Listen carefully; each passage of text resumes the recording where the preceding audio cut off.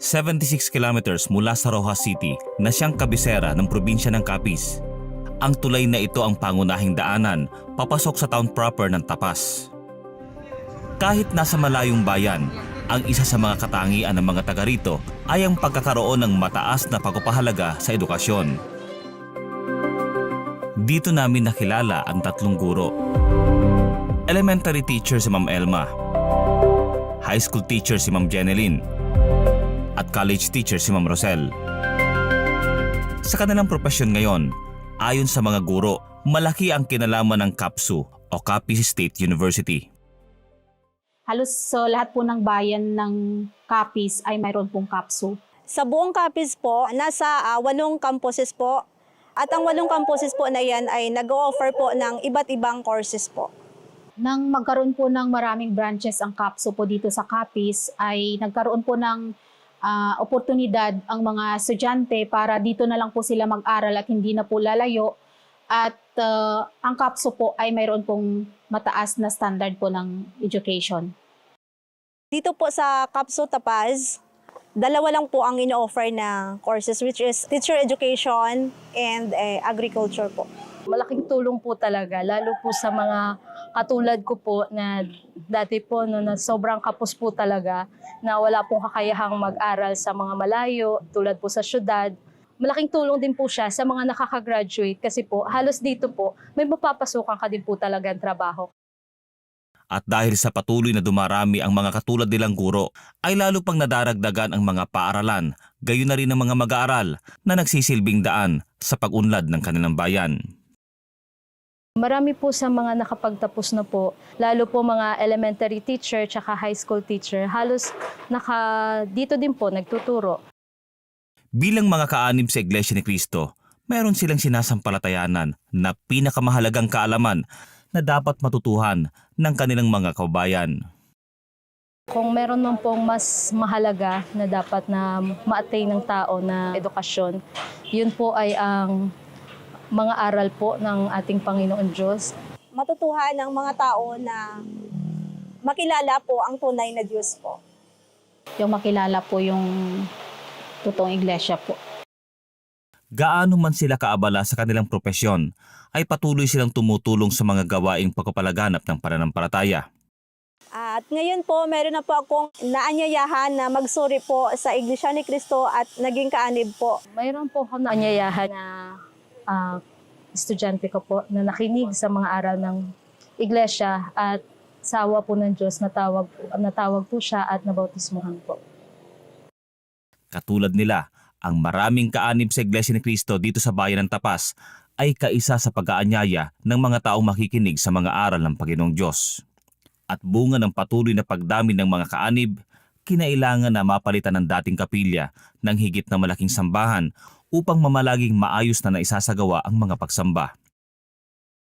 Kung ikukumpara po natin itong bagong gusaling sambahan sa dati pong kapilya ng lokal ng Tapas ay triple po ang sukat nito.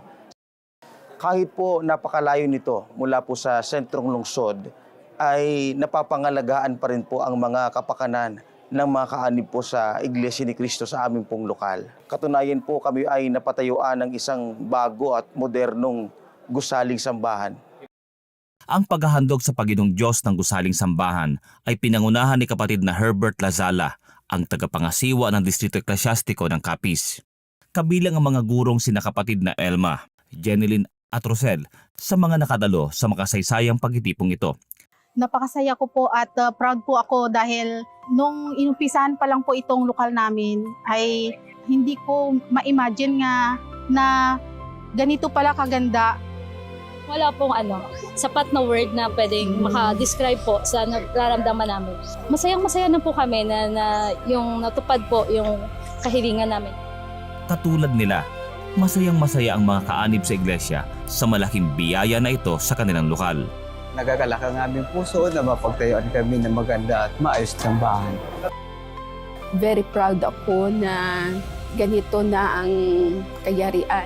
Talagang magara yung sambahan at ito ay lubos na pinagpasalamat namin sa ating tagapamahalang pangkalahatan, ang kapatid na Eduardo V. Manalo. Bukod sa mga taga-Capiz, ay may mga galing sa iba't ibang lalawigan na dumayo upang saksihan ang okasyong ito.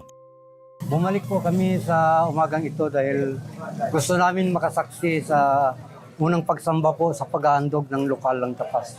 Tuwang-tuwa po kami at masayang-masaya po ang kalooban namin. Pagbalik po namin dito, bago na po ang gusaling sambahan. Bukod sa katatapos na proyekto dito sa bayan ng Tapas, ay meron pang ipinatatayo na mas malaking proyekto sa bayan naman ng President Roxas. Ang gusaling sambahan na ginagawa ngayon sa President Roxas, ang seating capacity po nito ay 400. Bukod sa mga nabanggit na proyekto ay meron pang 2 gusaling sambahan ang nakatakdang pasimulan.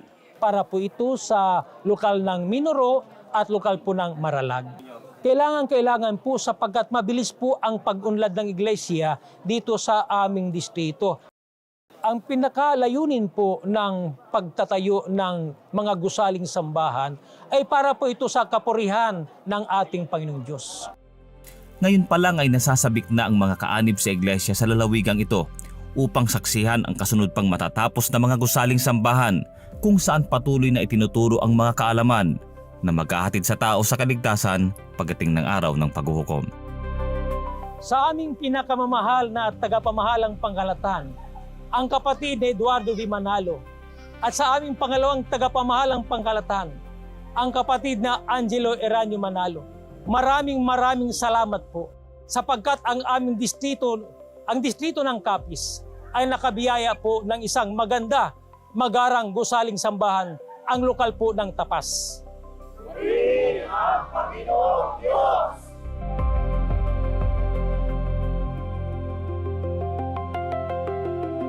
Mula po rito sa Tapas, Capiz, ako po si kapatid na Montreville Boy para sa Iglesia ni Cristo News Network.